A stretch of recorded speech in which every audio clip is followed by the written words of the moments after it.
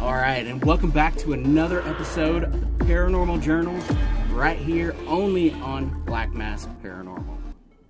Okay, with my upcoming investigations that I am currently working on, before I release them on here, I want to cover my complete stance of the feral people. Now, many of you all have been asking me my opinion on this. I'm going to do my best to share with you all my interpretation from the years of research that I have been doing on the Feral People of Appalachia.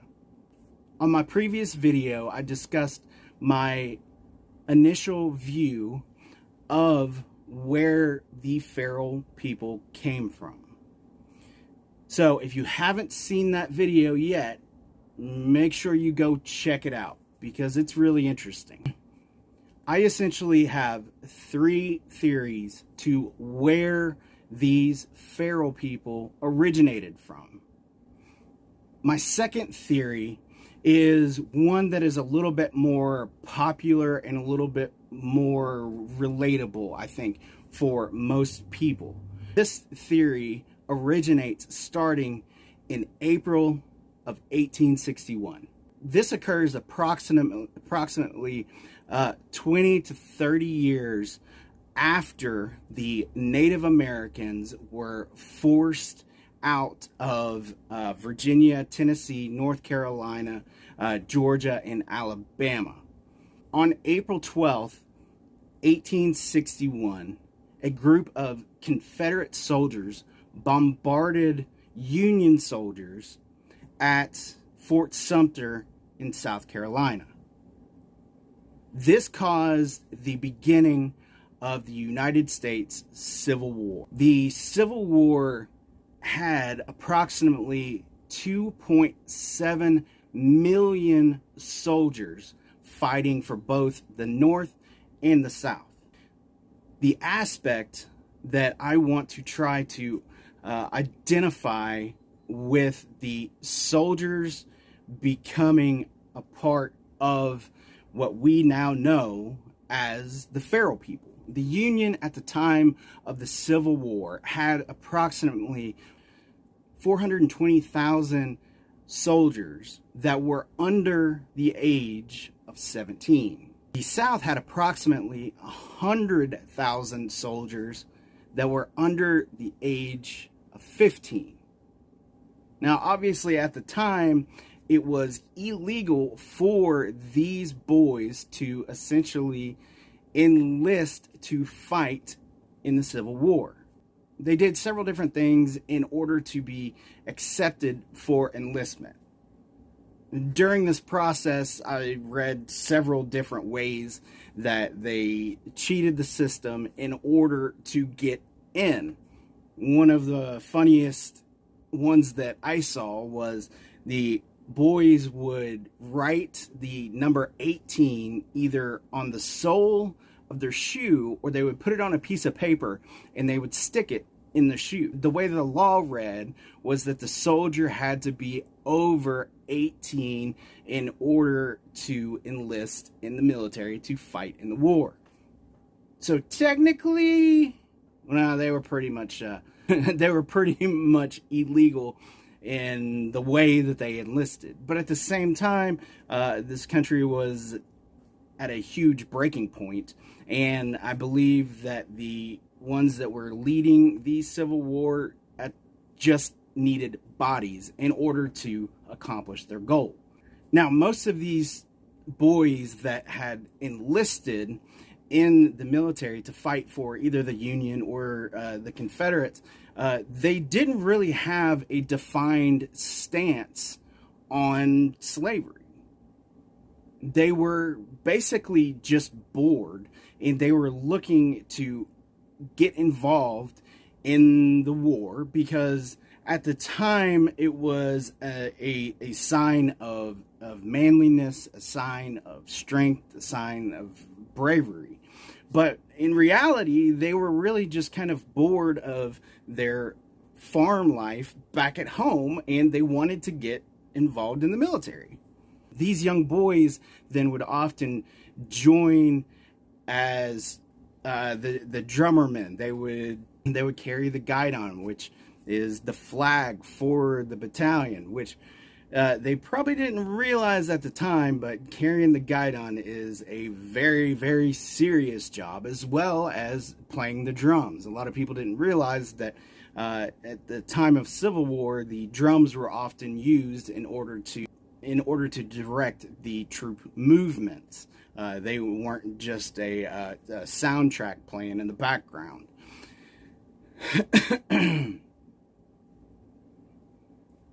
Now, at the initial start of the Civil War, Lincoln had offered a tour of duty for the soldiers that included a 90-day tour. These soldiers could go in at this point, fight for 90 days, and come home with all of their medals and their stories and their bravery. However, this didn't work out very well. Lincoln later called for 300,000 more troops to sign for a 3-year enlistment agreement. Now, this is where the defector problem began, in my opinion. The Confederate Army had approximately 103,000 defectors. A defector is when somebody initially signs up for their service and later decides that they are not going to participate and they run. So the Confederate Army had approximately 103,000 soldiers defect. Now, the Union had between 200 to 280,000 soldiers defect. Prior to mid-1862, the punishment for defecting wasn't nearly as severe. Once they realized the amount of soldiers that they were having signing up to leave, the punishment immediately became a lot more severe. In total, both the Union and the Confederate executed over 500 people solely for defecting. Now, even at that time, for a government entity to start executing their own soldiers, that's going to send a major shockwave through all of the troops who are thinking about leaving their service. The Civil War had approximately 237 different battles. For those who actually signed up and enlisted to fight in the Civil War, they were basically signing their own death certificate. So I think a lot of these soldiers, in order to prevent being executed by either the Union or the Confederacy, they fled into the remote areas of the Appalachian Mountains. They would have already acquired the skills for survival through their times working on the farmland. Very similar to the Native American side of it, where the Native Americans already knew how to use the land themselves to survive. I don't believe that these soldiers, after they defected from the Civil War, did they revert back to being feral. Over the past several years of doing this research, I believe that in order for a human being to become feral, it has to be more of a generational thing. So they would be born essentially into the wilderness. Now the question is, now we have a population of males living in the woods. How are they going to reproduce? In my opinion, a lot of this came from the Native American side of things. I believe that a lot of the Native Americans in Tennessee and Virginia and North Carolina, they could have depended on either the soldiers themselves or however they did it, in order to create a smaller community group in order to survive. Now, this small group of individuals would then reproduce while living within the Appalachian Mountains. A big part of this, why I think that Tennessee and North Carolina is essentially, the line is based on the cave systems as well as the weather patterns that occur. So essentially, states that are going to be a little bit northwestern, they get very, very cold temperatures.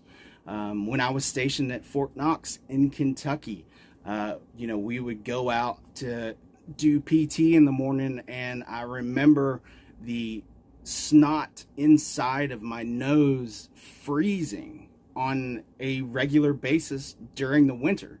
It was a whole different kind of cold in those areas.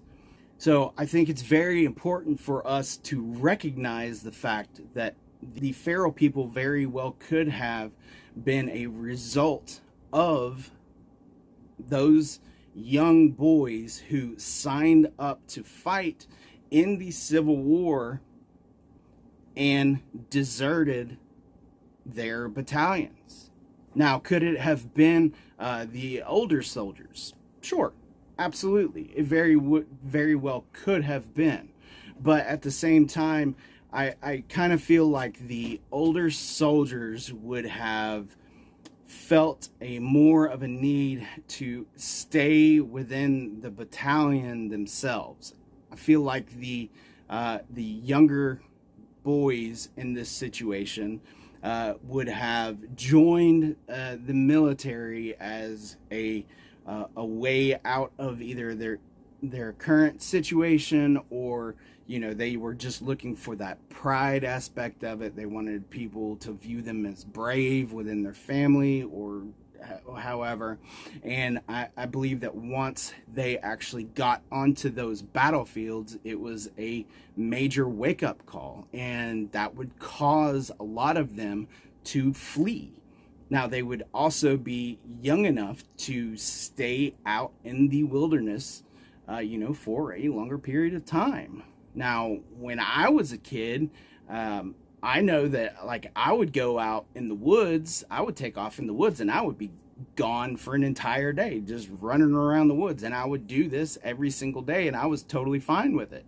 I would spend the night out in the woods for several days at a time. It didn't bother me at all. A lot of the stuff that I was able to, basically just live off the land. I had my slingshot, I was able to get me a couple squirrels, get me some rabbits, and I would oftentimes just hang out there and basically eat what I cooked. Obviously, in 1861, those breeds of boys were a lot different than the ones that are today. They had already depended on the land itself for survival. They had the knowledge and the skills already ingrained in them to be able to survive. So to wrap up this part of the feral people, I just kind of wanted to recap. Initially, in the previous video, we discussed how the Native Americans were a part of a group that could have very well fled and went out and lived in the Appalachian Mountains. Now we also have, within 20 to 30 years later, we have the boys from the Civil War defecting from fighting in the war and going and living in areas where they would be able to survive. Now, I have one more theory to this. And this next theory actually has some pretty serious evidence that was recently discovered to back it up. So if you're new to the channel, please consider hitting that subscribe button and give this video a like. Now, I have several investigations that I'm going to be posting very shortly. I know you all want the investigation side of it, but I'm trying to challenge myself and take my investigations, the way that I present my findings and everything to the next level to make my channel grow and keep everything the quality that you as my subscribers absolutely deserve. And I want to say thank you to all of my members, and a special thank you to my good friend Willis, and everybody who has supported this channel and kept me going, kept me motivated. And I cannot express to you all how grateful that I truly am for every single one of you. I will be at the Bigfoot Conference in Gatlinburg, Tennessee. I am speaking at 11 o'clock alongside Tony Markle. So if you are in town, or if you want to say hey, definitely please consider coming out there and